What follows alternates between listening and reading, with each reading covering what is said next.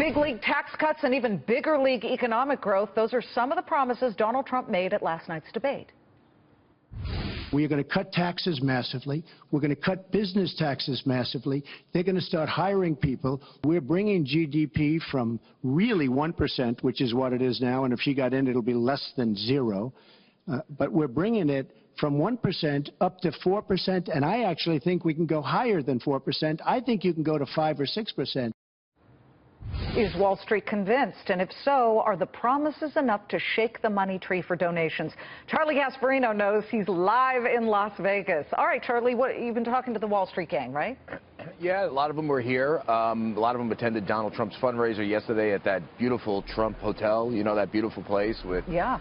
I believe it was built with Chinese steel, I read last night. I heard last night. You heard last night.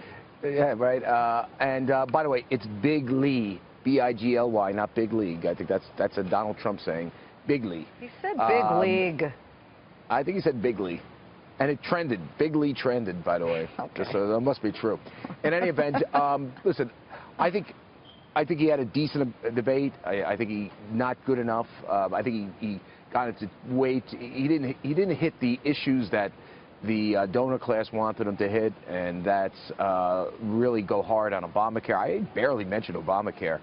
Go much more hard on Benghazi, much more hard on, but with facts and figures and analysis, and on the economy.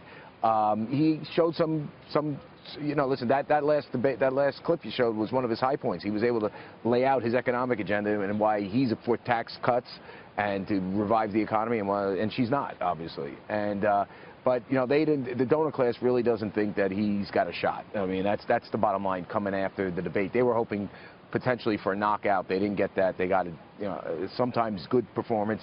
Other times he acted petulant and crazy.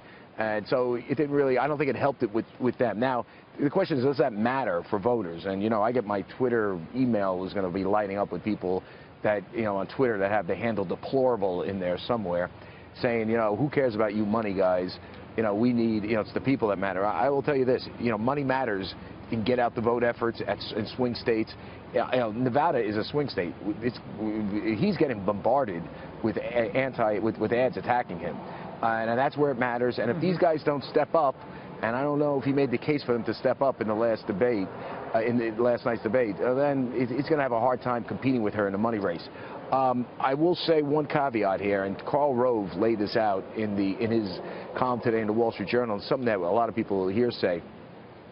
If Donald doesn't do better, and if they don't help him do better, you know, the Republicans could lose the Senate, and you know, maybe, and who knows, maybe the House.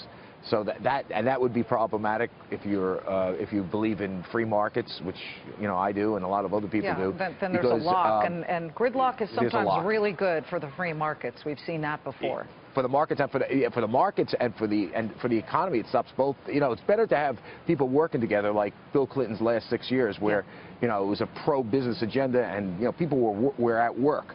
Yeah, he was pushed to that by Republicans, right, and he met them halfway. Right. You know, I agree with you. I think this is something to watch, although I think the House, it may be much tougher for the Republicans to lose the House. Well, you don't know. Here's what you don't know. If these trends, I mean, these polls are kind of all over the place, but there are a couple of weird trends going on right now. Texas has been taken out of pure red and put kind of, you know, some sort of a light reddish color. We just saw that on the map, isn't that? And Nevada is leaning Democrat as well. Okay, and Arizona is leaning Democrat. And I'm telling you, if that is accurate, well, then you do have a chance of losing the House, because then it could be a wave election. You don't know. There's 3 weeks left. We'll see what happens, see what Donald does, see if there's any more tapes or anything, see what she does. For all I know, there's going to be another WikiLeaks bombshell. So, you know, we still got a little ways to plan out before, you know, either way. But the Republicans need him to do better if they want to keep Congress, and they know that. Charlie, the movie, I believe, is called Leaving Las Vegas, not staying in Las Vegas. I'm actually leaving. I'm going to L.A. because you know why? There's a song that says, "I love L.A." Remember that song? No, I don't remember it because I'm from Los Angeles. Of course I remember it. It's a great song, by the way. Safe journey. Thank you. Come back. We want you back. I will be back next week. Charlie, thank you.